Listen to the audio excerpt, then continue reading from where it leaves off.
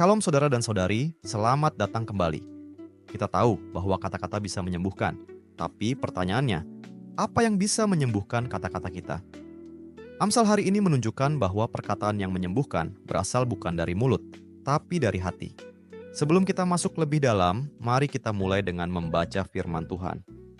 Amsal pasal 16 ayat 23 dan pasal 22 ayat 11. Hati orang bijak menjadikan mulutnya berakal budi dan menjadikan bibirnya lebih dapat meyakinkan. Orang yang mencintai kesucian hati dan yang manis bicaranya menjadi sahabat raja. Kesembuhan melalui perkataan. Yesus memperdalam hal ini dalam Matius pasal 12 ayat 34. Karena yang diucapkan mulut meluap dari hati. Dan satu ayat sebelumnya di ayat 33, dia berkata, "Jikalau suatu pohon kamu katakan baik, maka baik pula buahnya." Artinya, kalau kita ingin kata-kata kita baik dan membangun, hati kita juga harus diubahkan lebih dulu. Tapi kita nggak bisa melakukannya hanya dengan tekad. Hati yang murni bukan sesuatu yang bisa kita bentuk sendiri.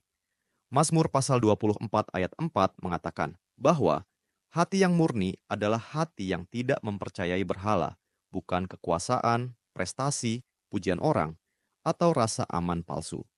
Semakin hati kita tertambat kepada Tuhan sebagai sumber sukacita, harapan, dan keselamatan, semakin kata-kata kita mencerminkan kasih karunia-Nya. Hal ini juga terlihat jelas di Alkitab. Di Kejadian pasal 11 ayat 4, orang-orang di Menara Babel berkata, "Marilah kita dirikan bagi kita sebuah kota dengan sebuah menara yang puncaknya sampai ke langit, dan marilah kita cari nama supaya kita jangan terserak ke seluruh bumi." Karena hati mereka terfokus pada kemuliaan diri, Tuhan mengacaukan perkataan mereka dan komunitas pun pecah. Tapi di hari Pentakosta, itu dibalik. Hati orang-orang dipenuhi dengan keindahan Kristus, dan perkataan mereka menjadi kuat dan menyentuh. Semua orang yang mendengar merasa tersentuh dan mengerti. Sama seperti yang dikatakan dalam Yohanes pasal 7 ayat 46, belum pernah seorang manusia berkata seperti orang itu. Yesus tidak pernah berkata kasar, tidak pernah sombong, tidak ada kata yang sia-sia. Saat hati kita dipenuhi oleh kasih Kristus, kata-kata kita pun mulai berubah. Dan ingatlah, kehidupan doa kita, hubungan kita dengan Tuhan, dan cara kita berbicara semuanya bertumbuh bersama. Mari kita berhenti bentar dan mikir, apakah kamu mulai melihat tanda-tanda bahwa cara bicaramu menjadi lebih lembut, lebih bijak, lebih menyembuhkan? Apa yang kata-katamu ungkapkan tentang isi hatimu? Mari kita berdoa bersama.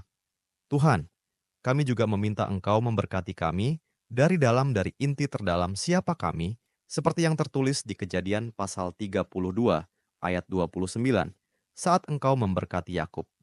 Meskipun Alkitab tidak menuliskan kata-kata yang Engkau ucapkan, kami ingin dipenuhi oleh kasih-Mu di bagian paling rahasia dalam hidup kami, seperti dalam Efesus pasal 3 ayat 16 sampai ayat 19, supaya perkataan kami makin serupa dengan perkataan-Mu, menyembuhkan, jujur, dan penuh kasih.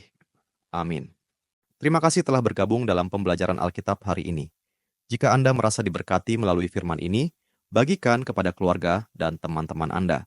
Jangan lupa untuk like video ini, tinggalkan komentar, dan subscribe channel kami agar kita dapat terus belajar dan bertumbuh bersama dalam firman Tuhan. Tuhan Yesus memberkati.